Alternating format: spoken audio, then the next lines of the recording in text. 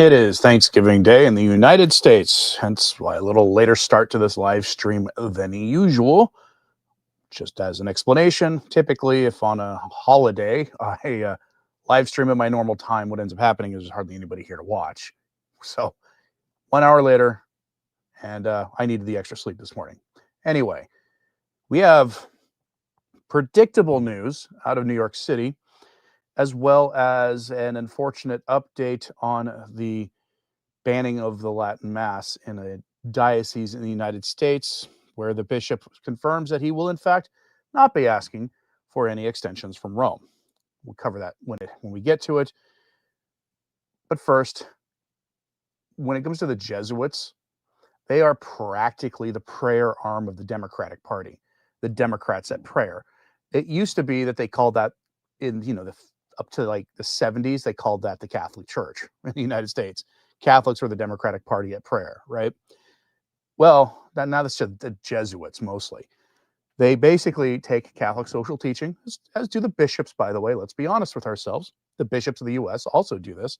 They take the social teaching of the church, which is essentially a body of papal encyclicals, papal addresses, and other things that are meant to address economic, social issues from the formal teaching of the Catholic Church's perspective, using the gospel basically to address problems. How would you address taxation, borders, war, whatever, in light of the gospel? These teachings aren't specifically binding on the faithful, but are to be taken with some seriousness, to be reflected upon, to actually be respected. You're not bound to them, but you are to at least respect them. Well, the Jesuits have taken this, as do the American bishops, and tried to, in recent years, make this sound like you have to be a member of the Democratic Party to be a Catholic. It's amazing. They don't quite say it that way because they know they can't. But when they critique things invoking Catholic social teaching, it's always a distortion of Catholic social teaching. And this is so distorted that this is like a 12-year-old kid turning on a certain cable channel back in like the 80s or 90s, where everything was distorted on screen, if you catch my meaning, what they're doing to the Catholic social teaching. And it's about as moral as what I just described. We go here to America Magazine for this. This is the top 10 headline of all headlines ever published by America Magazine. In Zohran Mamdani's New York City, expect Catholic social teaching in action. I'm going to remind you that this guy is, at least on paper, a member of the religion most hostile to the Catholic faith. There are Christians right now being persecuted in countries dominated by the group that he claims verbally to be a part of. I tend to be suspicious of it, mostly because of just the way he behaves, but it's a general thing. You're not going to see Catholic social teaching in action from someone like that. But the more important reason you're not going to see Catholic social teaching from someone like him is the man is a communist, without question. He is a communist. He wants government-run grocery stores. He wants the buses essentially made free, which means that they're basically rolling homeless shelters. He wants to do a lot of things, including impose taxes based on the color of your skin. He has said as much. Most of his programs will fail spectacularly. We won't get even past the other members of the city council and other branches of the New York government because they actually have a say in these things. But that tax issue especially will go before the U.S. Supreme Court and get laughed out of the room. You can't do that. But according to the Jesuits, this will be Catholic social teaching in action. To give you an idea of just how far off the deep end the Jesuits have gone, this is the magazine whose one of its main editors is Pastor Jimmy Martin. Yes, Father James Martin of the Jesuit Church.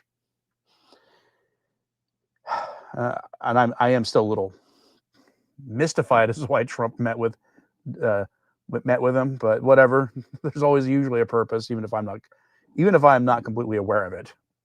But here are the details. Let me know if you were convinced that this will be Catholic social teaching in action, according to the Jesuits. On January 1st, Zohran Mamdani will become the first redacted mayor of New York City. You are not allowed to, as a Christian on YouTube, say anything negative about this religion. I have found that out the very hard way. I watched Michael Lofton lose his YouTube channel briefly, or get demonetized his whole channel when he did so. So he'll become the first redacted mayor of New York City, and also the first socialist, depending on how you characterize Fiore LaGuardia. Doesn't hold a candle to Mamdani. Critics, including some Catholic commentators, have predicted that Mr. Mamdani will implement redistributive policies that will be disastrous for the world's financial capital, even raising the specter of Soviet-style breadlines. Never mind the food insecurity already afflicting the city. I'm going to pause there. He's talking about what they call food deserts. I know this because in my PhD work, I was focusing on sustainability, which has several legs, including social sustainability, economic sustainability, environmental sustainability, and another one I can't remember off the top of my head at this moment. But when they talk about food insecurity, they're talking about food deserts. There are certain parts in towns and cities where grocery stores refuse to open. Nobody ever says why that is. They make it sound like it's a big old conspiracy against whoever's living there. The real reason is whenever a grocery store opens in certain parts of town, they basically get shoplifted into closing. That's why. And nobody ever wants to address that problem. Because if you do, you got to say some uncomfortable things about the people who are stealing from these places. And the Jesuits here will never address that. So instead, the consequence is you don't get grocery stores in those areas. Government can't force, Safeway to open a location in a part of town where they will lose money hand over fist, right?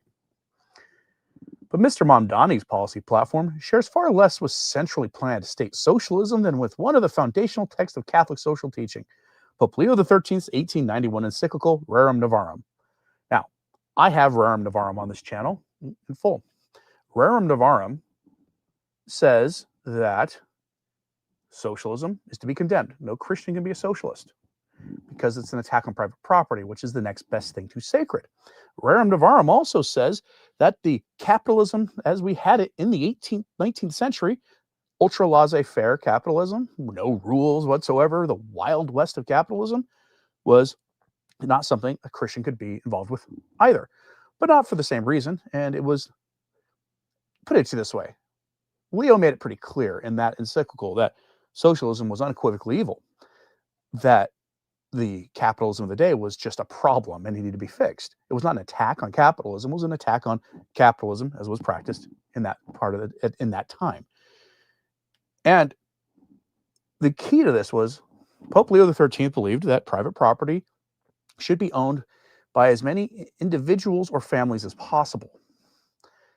The socialist will tell you that private property and socialism in its ultimate form is communism, as has every communist thinker in history has told you, that that democratic socialism is the first step to communism. They say this unequivocally. You should believe them when they say these things. They will tell you that property should be in the hands of the government, in the hands of the people, because the people are the government in their system. We, of course, know that's not true, given how their governments have always run. No Christian can be a socialist. The popes have said that, 9 of them in a row, all the way up through Benedict XVI. Don't take my word for it, take theirs. But progressives in the church and outside the church who are familiar with this teaching system like to invoke Leo XIII's Rerum Novarum. I have it in full on my channel if you want to hear it. It's one of the first things I ever uploaded. Written in response to the social upheaval of the Industrial Revolution, Rerum Novarum steered a middle course between revolutionary communism and unrestrained capitalism. Not so much. It was a third way, not something in between. On the one hand, Leo XIII rejected the notion of class struggle, that is true, and affirmed the sanctity of private property, also true. On the other hand, he insisted that the state must prioritize the rights of workers, both because of their vulnerability to exploitation and because their labor, in fact, creates society's wealth. Also true. He wrote essentially that the guilds should be reestablished, and if not the guilds, then that the unions could replace them if Catholics basically took them over and were allowed to form Catholic unions, because he didn't like how unions were being used in the 19th century. They were being used as revolutionary arms for communism. That's what they were being used for. And he suggested Catholic alternatives to them. The Pope then hoped that by protecting the rights to just wages, reasonable working hours, and collective bargaining, the state could help working class people to become property owners themselves. thus ensuring the stability and autonomy of families. And his view, the foundational unit of society. That's not his view, that's actually the Christian view, that the family is the foundational unit of society. This is in keeping with his insight that the more that is done for the benefit of the working classes by the general laws of the country, the less need there will be for special means to relieve them. Mostly fine, right? And now you're going to be taught how a communist is going to be the embodiment of Leo XIII's economic policy. Mr. Mamdani's economic policies are largely aligned with the same. Far from seizing capitalist property, his affordability agenda, including what he refers to as his three big commitments, fare-free buses, free universal child care, and a rent freeze on rent-stabilized apartments, would accrue savings to working-class families, increase their purchasing power, protect them from being priced out of their homes and communities. So fare-free buses means you're turning your buses into homeless shelters, and people will stop using them for anything but that purpose. This has been tried before, and that's always the outcome.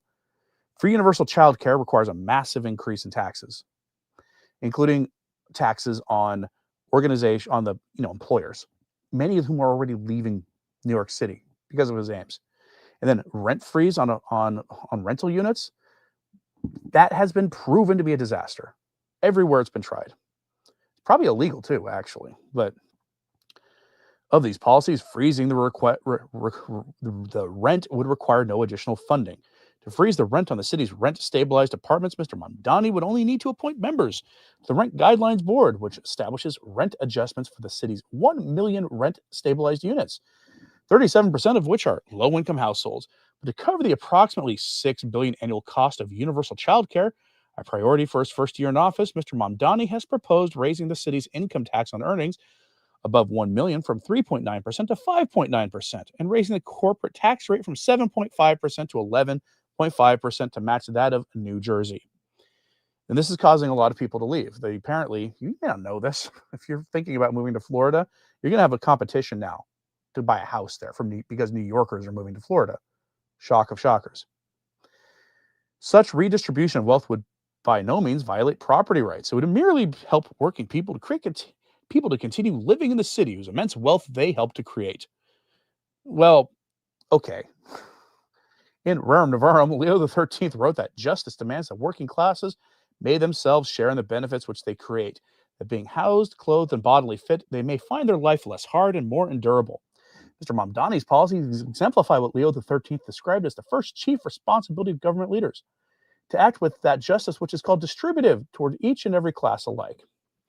What he's leaving out of here, Rerum Novarum never calls for raising taxes on the rich to create massive social programs, and it never anywhere calls for gigantic government to do it. Rerum Novarum and Catholic social teaching call for something called subsidiarity. Subsidiarity is this idea that any issue should be handled by the most local unit of government possible. The most local unit of government in any democratic society, little d democratic society, a very vague and broad term, is you as an individual helping your neighbor. I know, amazing. And it's not even the unit of government that Rerum Novarum focuses on, the most local unit. Once you get past the neighbor helping his neighbor stage, you're getting to your parish level. You see, Leo and the popes before Vatican II addressing Catholic social teaching envisioned that many of these issues would be helped with by your parish, because parish life in the West was robust at the time that Leo was writing this. After World War I and World War II, that began to change because Protestant churches especially, but the Catholic Church too was not innocent of this by any stretch, found themselves a little too wrapped up in the conflicts, those wars. And it harmed essentially the social capital, if you want to use that term, of the churches. People stopped believing, even if they kept going to church. And this manifested itself mostly in the 1960s with Vatican II. When Vatican II happened, people's doubts that they'd been pushing down for 20 years or more, the number of people who left the faith at that point was devastating. There's been a lot of sociology written on what happened, and a lot of it goes back to those wars. Look in Germany, the Catholic Church in Germany was split. Some of them hand in hand with the dictator there, and others being persecuted by him. And in other places, going back to World War I. Point being that Catholic social teaching never envisioned what he's talking about here. It spoke about individuals focusing on their families, that individuals and families owning private property, that businesses should be owned by individuals and families, or the workers. The actual workers should own small and medium-sized businesses themselves. If you want to know what that looks like in the modern world, if you're familiar with a grocery store called Winco, started in the Pacific Northwest, where I'm from. It's owned by the employees. They're bored. The people who run the company are recruited from within their employee base, but the employees own the store. Well, they own the franchise, the entire company. That's what he was envisioning. What he wasn't envisioning was a giant government doing this for him. Never, ever underestimate the ability of progressives to warp and distort Catholic social teaching for their own purposes. He goes on here to talk about, now the author here goes on to talk about how a tax hike might get the approval of New York's Governor Kathy Hochul. Of course it would. Democrats love to raise taxes.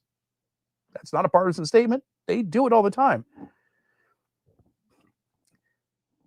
Then he tells you, well, he's a supporter of unions, so that's part of Rerum Novarum. Rerum Novarum supports unions because the guilds didn't exist anymore. But what it wants are Catholics to start Catholic unions. That way you're not getting wrapped up in the political machinations, the partisan machinations, and you're not being used, to promote socialism, which were in most of those socialist countries that were showing up even by the time Rerum Novarum was being written. They're being used as part of a focal point for socialist action. This is an amazing thing. Now, he makes one more point here, and it does kind of give the game away. Remember what the U.S. bishops have done. The U.S. bishops have said immigration is their biggest issue now. Biggest issue, that they are not focusing on anything else but immigration. Buried in this article, quote, however, since his election, he has met with the leadership team of Catholic Charities of New York and religious service organizations stand to benefit if Mr. Mamdani is able to make progress with his affordability agenda. CCNY, for instance, recently expressed, that's Catholic Charities New York, they recently expressed concerns over federal cuts amounting to $11 million of its funding, most significantly affecting immigration services and food programs. By allocating more municipal funds to immigrant legal defense, by addressing the affordability crisis more broadly, Mr. Mamdani's government may prevent faith-based charities from becoming overburdened, allowing them to focus their resources on those who need them most. So, in other words, all that dark money the federal government and was giving directly to Catholic charities and other charities, charitable nonprofit organizations were getting from the government and then contracting to Catholic charities. All that money, a lot of which went to fund mysterious organizations and that padded the bishop's pockets, not on a personal level, but certainly was making up for the money that parishioners had stopped giving them, all on immigration to help facilitate this crisis of immigration we've got going on in America. The taxpayers of New York City are going to foot the bill, at least for Catholic Charities New York. That's what this is about for America Magazine, for the Jesuits. They are going to use the New York City taxpayer base to make up for at least a little bit what the federal government no longer is funding. That's what the Jesuits are celebrating. That, and of course, blatant socialism, because the Jesuits have been promoting that since at least the 60s. Go look back at their role in liberation theology in Central and South America, which is just weaponized Catholicism, essentially at the expense, to be at the service of the socialist and communist cause in those countries. You see that this is nothing new. This is just the latest iteration of this. They want Catholics to be on board Mamdani because Mamdani has captured the hearts and minds of Generation Z Democratic voters, young Democrats. Future Democrats are probably going to look a lot like him and, say, AOC than they are, say, Chuck Schumer, who looks like he's going to lose his primary election against AOC, of all people. Amazing stuff to think about. Deogratias says, wait a minute, isn't this the communism the Jesuits pushed as Malachi Martin described it? Yes, it is. If you read his book, The Jesuits, you will see him describing all of this. This is why I don't take it seriously when people say, well, yes, but Malachi Martin was connected to this organization, and he did this bad thing and this bad thing and that bad thing. And I don't take that seriously because all of those allegations came after he published a book called The Jesuits. He had been a Jesuit himself, and he left the priest, he left their order because he saw what was happening to it, and he didn't want to be part of it. And he asked to be able to basically be released from his vow of poverty so he could feed himself. He took on secular jobs and became a writer, but he was still a priest. And if you read the book coming out next week by Mr. Rob Marrow on the subject, you're going to find out, as I had confirmed when reading that book, that he was a lot more than just a Catholic priest. I'll leave it at that so you read it for yourself. Available on Amazon right now. I've read it. I recommend it. But those allegations against him came out after he published a book called The Jesuits, which 10 years later he said could have been called the religious orders, because what happened to the Jesuits happened to all of them. But they all became proponents of socialism and communism. That's what he said. And he brought the receipts in that book. He showed you the when, the who, how, when, where, and why of how it happened. A book called The Jesuits, easily available on Amazon or anywhere else, eBay, whatever. Go find a copy if you're okay with reading Malachi Martin. I've got a few chapters of it here and there in audio form, but he goes over how this happened to the Jesuits. But they were knee-deep in the liberation theology of the 60s and 70s, to the point where the Vatican gave a quasi-condemnation of liberation theology. Because even under Ratzinger and John Paul II, the Vatican didn't have the intestinal fortitude, we'll say, the spine necessary to suppress that religious order and to do a total full-throated denunciation of the South American flavor of religious communism. They just couldn't bring themselves to do a full-throated condemnation of it. But they gave as much as they could, or at least as much as they felt they could. It's described perfectly in the Jesuits. And after he published the Jesuits, all of a sudden, all of these kinds of accusations against Malachi Martin came out, and there was always like 1 degree of separation between the accuser and the Jesuits themselves. It wasn't terribly subtle. And that's why the book on Malachi Martin that's coming out next week is of interest to people who want to know the truth about Father Malachi Martin. And it was written by somebody who was a good friend of Father Malachi Martin in life, who knew him, who knew the circumstances of a lot of the weird things they said about him. I recommend it. It's coming out next week on Amazon. It's a pretty short book designed to be able to be read in the time it takes to fly from point A to point B over the holidays. It's available. Go get it. Now, I'm very curious what you think about this. So let me know, are you that terribly surprised that the Jesuits are endorsing the communist mayor of New York City? Communist because of the programs he said he's going to do. Let me know in the comments. Now, on the traditional Latin Mass subject, we are aware that Pope Leo, through the nuncio to the United Kingdom, the Vatican's ambassador to the UK, to the bishops of Great Britain, and to the government there, he basically informed them that any bishop who asks for a extension or exemption to Traditionis Custodes will be given one, a generous one. We don't know what that means precisely, but we also know without equivocation, that unequivocally, Pope Leo will not be rescinding Traditionis Custodes. It means the document is still in force, that they're going to be implementing it still, with the aim of eventually suppressing the Latin Mass. That's the point of Traditionis Custodes. But the exemptions you probably are for mostly the timetable on things. You can keep having your Latin Mass, but it's a sort of Damocles hanging over these dioceses. The entire thing hinges on the bishop asking for the extension. And after that news leaked to the media, because it was never supposed to get out there, that conversation between the nuncio and the bishops was never supposed to come out there. The Vatican kind of backpedaled on it a little bit.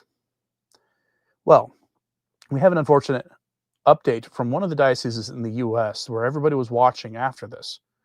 This is the actual letter from the Diocese of Knoxville to the laity. I was sent this first and foremost by a friend of mine who actually lives in that diocese. I won't identify who they are, but they sent this to me, and then I received this in an email from viewers probably 5 or 6 times within a few hours of it. This is the Diocese of Knoxville's Office of the Bishop. This is a letter from the bishop to the parishioners. Pray for this bishop. This is the most astonishing letter you're going to see. The friend of mine who sent this to me was very mild-mannered. Tried to work within the system and treat the bishop with respect. Tried to get a letter campaign to the bishop, very respectfully written, the way you're supposed to treat your bishop, the whole 9 yards. And this is the response that they got. Dated the 25th of November, to the faithful of Holy Ghost Church. I write to the communities of the Diocese of Knoxville affected by the recent decision concerning Masses celebrated according to the 1962 edition of the Roman Missal. I have received numerous communications and even petitions from so many of you, and I am truly grateful for your willingness to reach out to me as your shepherd and for your candor, your great respect in the way you have communicated. As I have listened to you, who have a deep love for and connection with this form of the liturgy, I know that it has been a great source of spiritual nourishment in your lives. I have been moved by your personal testimonies describing the graces you have received in this form of the liturgy. I also know you are experiencing deep sadness at this time. Please know of my deep love for you and for all of our faithful who are part of these communities, and know that I am aware of the pain of loss that you are suffering. In light of this knowledge, I wish to share a bit of background. Shortly after I was named bishop-elect of this beautiful diocese, I received communication for the dicastery for divine worship and discipline of the sacraments. My predecessor had written to that dicastery in March of 2023, asking for permission for the Mass in the extraordinary form to continue in 4 of the parishes in our diocese. The reply of the diocese was to request that I personally revisit the directions set by Pope Francis in Traditionis Custodes in 2021, and to take the necessary time to evaluate and respond. My first year as bishop, I felt it most important to visit as many of our parishes as possible and to get to know the priests and people of our diocese. I'm so grateful that I have been able to travel to the vast majority of our parishes, and I continue toward the goal of visiting all of them. During the summer, I returned to my reflections on the communication I had received from the dicastery. I have taken seriously my role to safeguard communion with Peter and under Peter. In his letter accompanying the motu proprio, Pope Francis reminded us that the diocesan bishop, as the moderator, promoter, and guardian of all liturgical life, must work to ensure that the diocese returns to a unitary form of celebration. In conversation only days ago with our nuncio, Cardinal Christophe Pierre, he affirmed that the motu proprio remains the normative guide.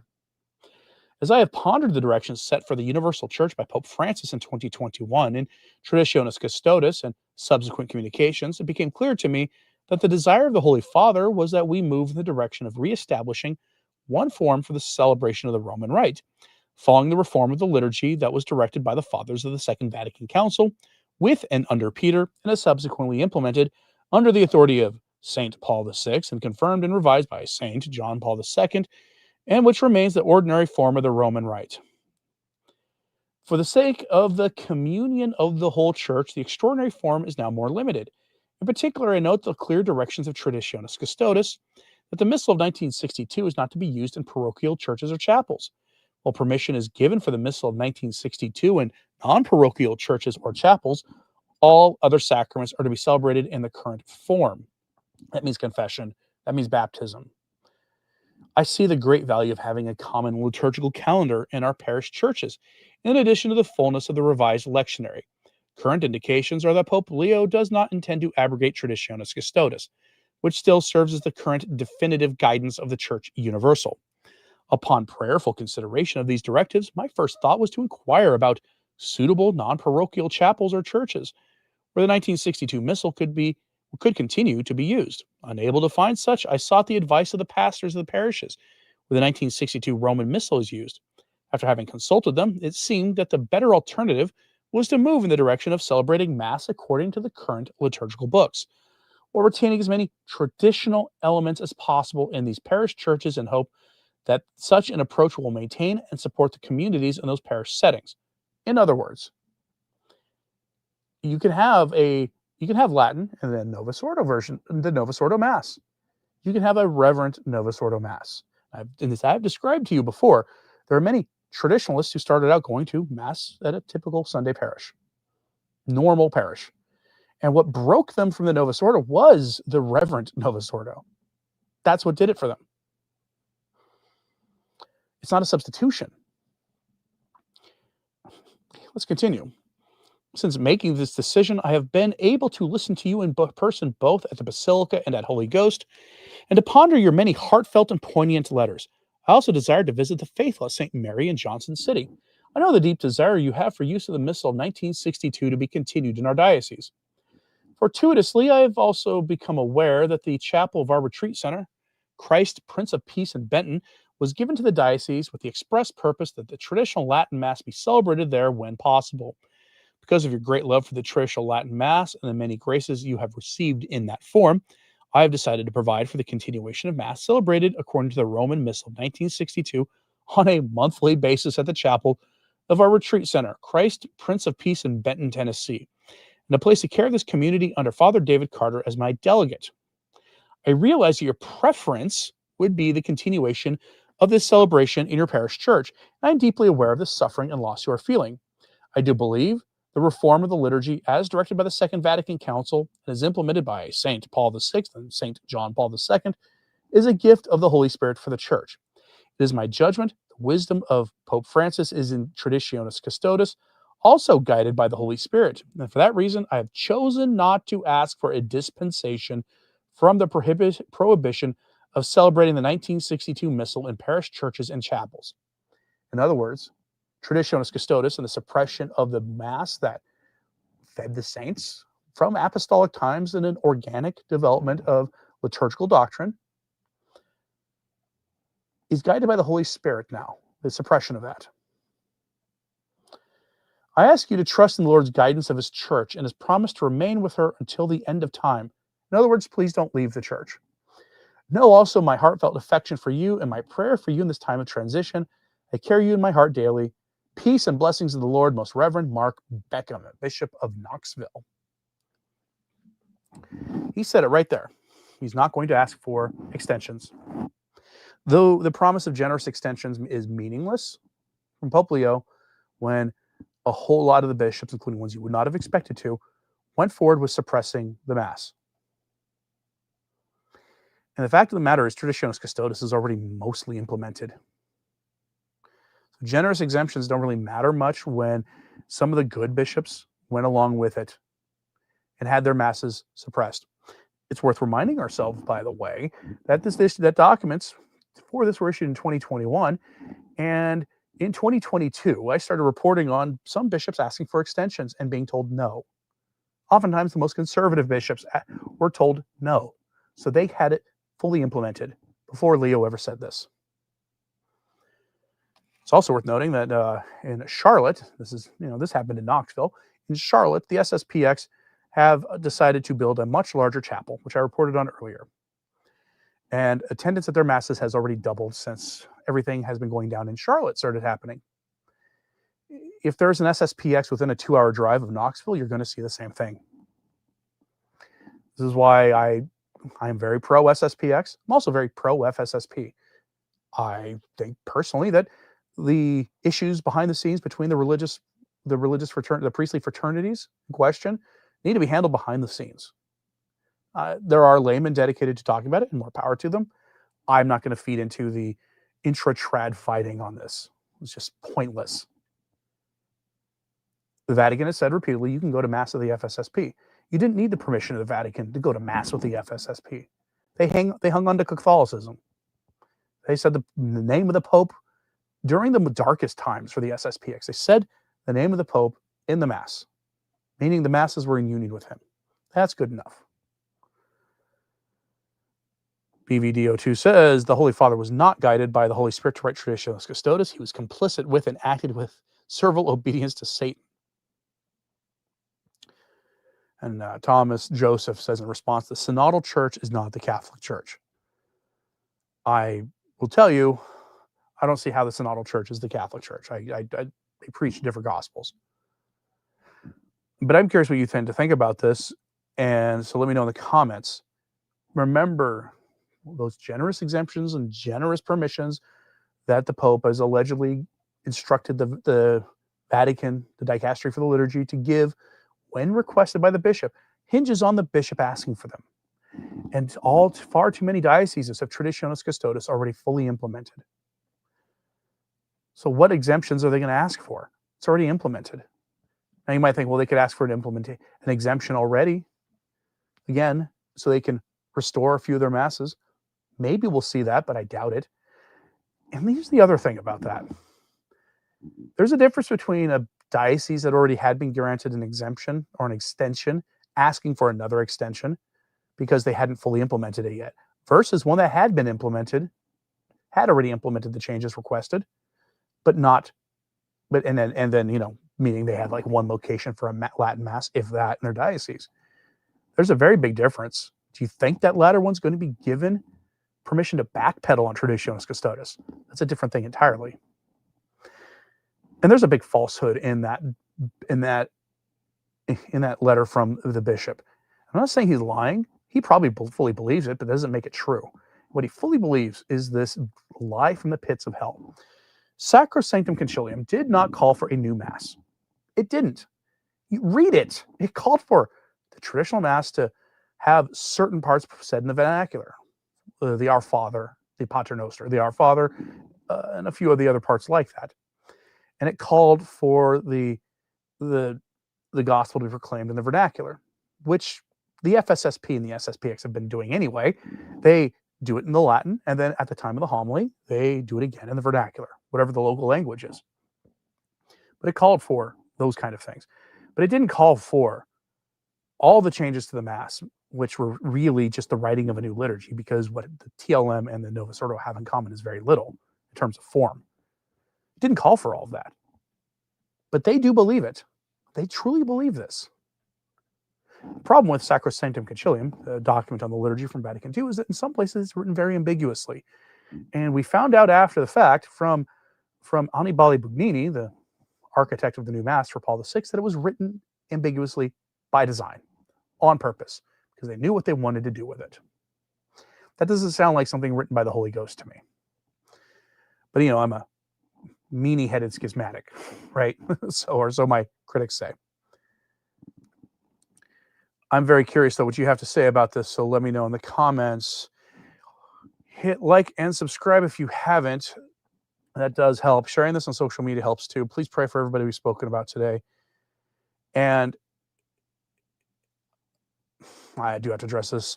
It's the content of the Mass, not the language that's important. The problem with the Mass, with the Novus Ordo, is not the language. And you want the Mass to be in Latin. You do. And the reason is Latin is a not changing language. Its meaning is static. Masses in the vernacular can be manipulated by the priest. They can be ad-libbed. We see this all the time. How many times have you gone to an ordinary form Mass and the priest seems sincere?